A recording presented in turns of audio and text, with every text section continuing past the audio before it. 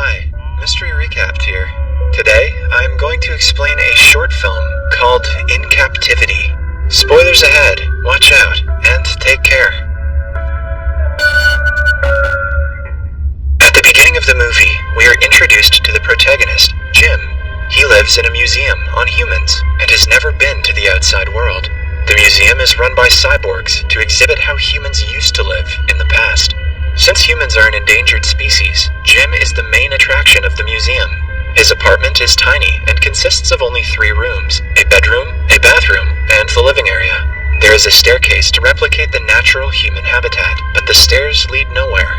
Like the fake windows and doors, most of the things in the house are props, except for the TV that Jim likes to watch every day. In the opening scene, Jim is watching a TV show that he knows every word to. To him, the scenario in the movie is how humans interact in real life. The cyborgs deliberately make him watch specific shows, so he would learn how human males are supposed to act around females.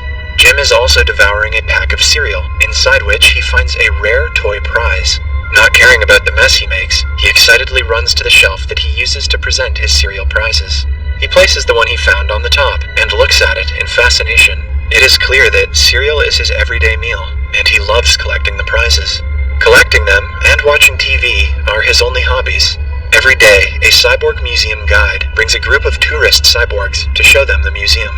They start by viewing the everyday human devices area, where toasters, traffic cones, toy trains, lava lamps, and other everyday things are exhibited. But of course, the center of attention of the museum is Jim. The tourists watch him through a glass window in his apartment.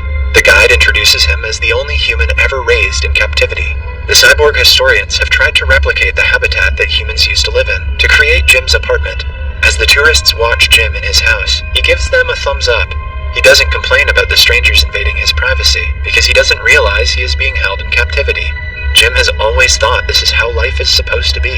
The tourists observe and examine his behaviors and habits, like he is the test subject of their experiment. When they are about to leave, an announcement encourages them to return to the museum to watch a new addition, a female human.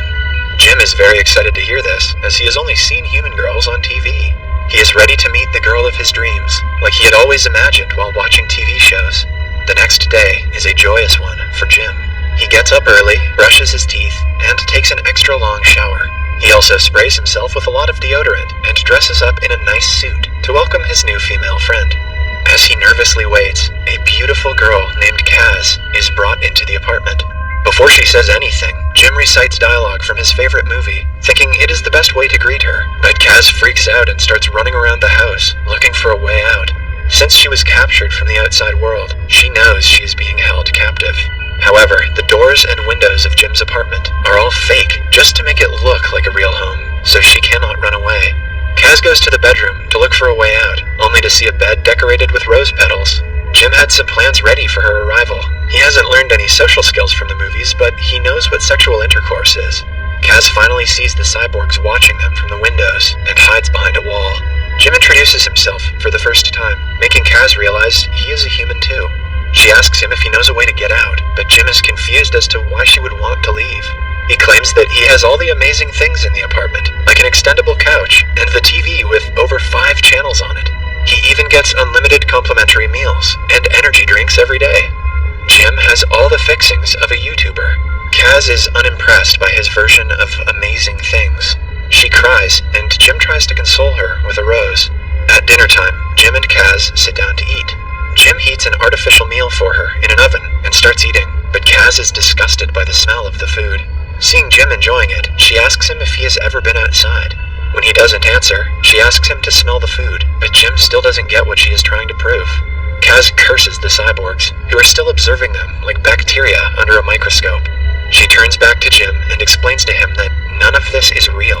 The food does not taste like what it's supposed to taste like, the stairs lead nowhere, and the front door doesn't open more than 4 inches. Jim listens to her complaints, with a smile on his face, and doesn't say anything. When she asks him why the fake apartment doesn't bother him, he yawns and says he is going to sleep. He excitedly asks Kaz to join him in the bed, if she wants to. Kaz retreats away from him, asking why she would go to bed with him. Jim then suggests they propagate, which makes Kaz freeze in shock. She declares that she would never propagate with him, and sends him to his bedroom. Jim angrily throws away all the rose petals from his bed, and goes to sleep while the cyborgs outside still watch him. Kaz sleeps on the couch outside. At midnight, Jim brings out a blanket and puts it over Kaz. He also goes as far as to get his best cereal prize and put it beside her to keep her company.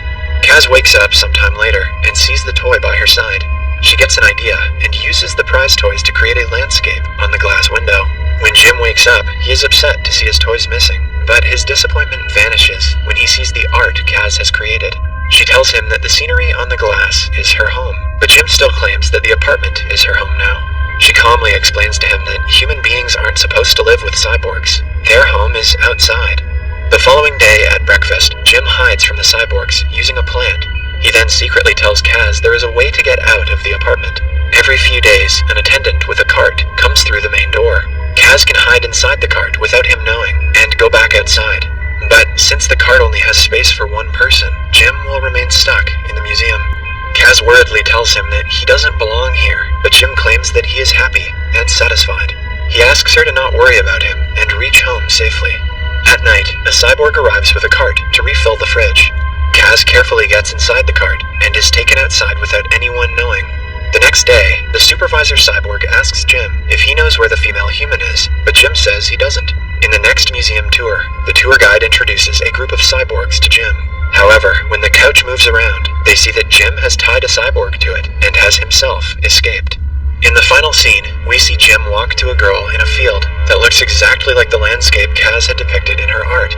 Jim's captivity has a striking resemblance to how animals in zoos, circuses, and aquariums are treated. The movie keeps things in perspective for humans on what it feels like to live away from your own kind in an environment of artificial perfection.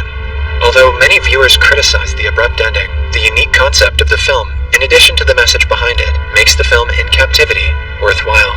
Subscribe for more videos like this, turn on notifications, and leave a like to help the channel out. Thank you for watching.